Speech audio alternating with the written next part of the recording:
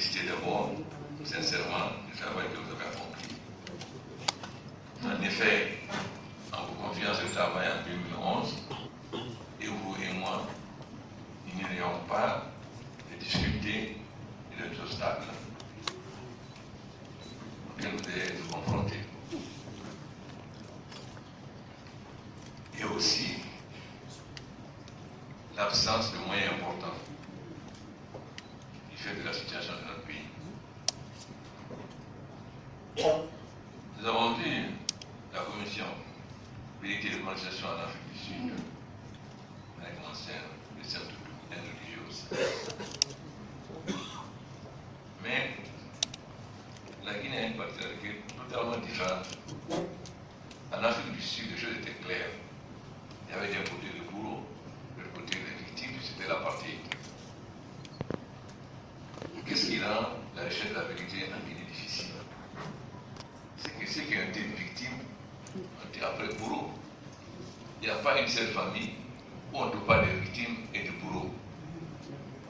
Si vous prenez le camp Guaro, où des gens ont été victimes, toutes les familles. Et si vous prenez la Deuxième République, beaucoup de ces bourreaux ou des familles bourreaux sont devenus, ces victimes sont devenues bourreaux. La Première République a massacré beaucoup de gens au camp Guaro. Mais à Kindia, en 1985, on a massacré les dirigeants et on massacré beaucoup d'autres personnes, dont ceux qui étaient au camp Guaro. Et cela est systématique dans l'histoire de la Guinée.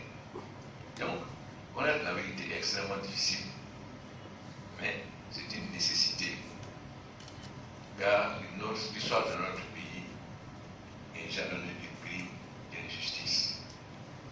Toute notre histoire, cela avant même l'indépendance, puisque ceux qui avaient la chance d'être à l'époque un peu adultes ont vu le massacre qui a eu lieu en 1957 à Conakry.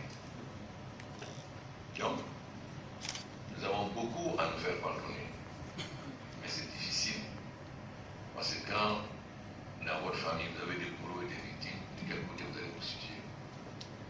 Donc, votre travail n'était pas facile.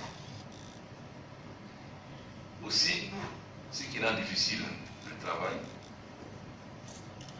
c'est que la Guinée est un pays de rumeurs, où ce sont les véritables Guinéens qui se victimisent et se présentent en victimes. Car nous avons une population, malheureusement, pour le moment majoritaire analphabète, et qu'on peut tromper facilement. Encore, on croit qu'on peut tromper facilement. Mais les intellectuels se trompent.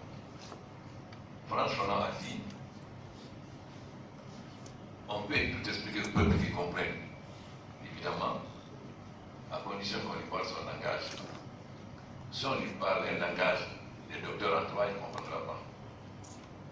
Beaucoup de gens se trompent en pensant que le peuple de Guinée n'est pas capable de comprendre. Bien sûr, les rumeurs, le mensonge peuvent proliférer à un moment donné. Mais la vérité finit toujours par triompher. C'est pourquoi nous avons mis en place cette commission. Parce que si la Guinée ne se réconcilie pas, et elle ne va se réconcilier si on ne dit pas la vérité. Moi, j'ai tout le temps été opposant à l'indépendance. J'ai été condamné à mort par contumace par la Première République. J'ai fait 2 années de prison pendant la Deuxième République. Mais il y a des gens qui dirigent ce pays en ce moment-là. C'est qui sont victimes aujourd'hui. Mais il faut que la Guinée se réconcilie. Malheureusement, nous sommes victimes aussi, comme me disait un diplomate avec jour, d'un certain conservatisme à l'extérieur. C'est-à-dire, on continue à toujours comparer la Guinée à son passé. On ne cherche pas à savoir est-ce que le pays a progressé ou pas. Je me rappelle lorsque j'ai dit ça à Votre Excellence d'Allemagne, à votre prédécesseur, il m'a dit, mais M. Condé, nous sommes victimes de la même chose. Dès que nous parlons avec les Turcs, les Turcs me disaient, ah, vous les nazis. D'ailleurs, il n'y a pas longtemps, on a vu la même chose lorsque le Parlement allemand a voté reconnaître le génocide. Quand la France le fait, la Turquie proteste, c'est normal. Mais quand c'est l'Allemagne, pas toujours des nazis. Voilà ce qui fait qu'il est difficile d'assumer nos responsabilités parce qu'il y a un certain conservatisme à l'extérieur qui consiste à dire ah, c'est la Guinée, ah, c'est pas étonnant, c'est la Guinée. Ce qui est aussi un peu décourageant, mais nous devons l'assumer. Je crois que nous avons essayé, vous avez donné une recommandation que vous avez suivie lors d'une de mes interventions au Palais du Peuple.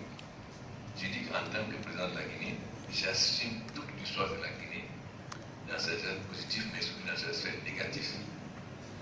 Et j'ai dit aussi que nous devons exhumer les charniers, parce que je me rappelle un jour une fois on m'a dit, tant que je n'aurai pas su le dépouille de mon mari, je ne pardonnerai pas. Donc j'ai contacté les Nations Unies, et si nous n'avons pas les moyens de faire l'identification, j'ai contacté les Nations Unies pour nous accompagner, pour qu'enfin on mette fin au charnier et qu'on puisse, à travers l'ADN, pouvoir donner des solutions plus correctes et que les familles, parce que on peut ne pas oublier, on peut pardonner, mais pour pardonner, il faut que vous ayez la conscience qu'on vous rende justice. Il faut qu'elle est très important dans le justice guinéen. Mais aussi, à tous les Guinéens, nous n'avons pas privilégié un seul aspect. Bien sûr, il y a eu le 28 septembre, quand il y a eu la caractéristique que les femmes ont été violées musulmans. Avant le 28 septembre, il y a eu le Camp-Waro. Après le Camp-Waro, il y a eu les événements de 85, les gens qui ont été massacrés dans la prison à Kindia. Ensuite, il y a eu beaucoup d'autres, en 2006, en 2007, etc. Si on veut que les Guinéens se réconcilient, il faut qu'on ait le courage d'aller dire la vérité sur tout ce passé. Parce qu'un mort, comme je l'ai toujours dit, un mort égale un mort. Si on veut rendre justice, il faut qu'on rende justice aux victimes du Camp-Waro, aux victimes de 85 à Kenya, à tous les autres victimes. Mais cela ne peut pas se faire si on ne se parle pas franchement.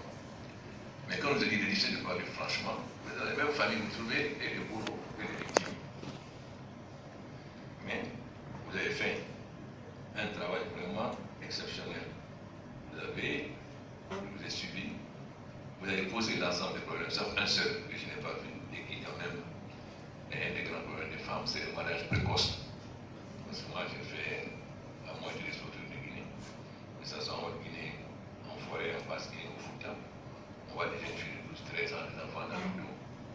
C'est qu'il y a une injustice parce que non seulement on a des forces parce que c'est mariage on a la liberté, mais deuxièmement, on bloque tout développement futur parce qu'elle ne va pas à l'école.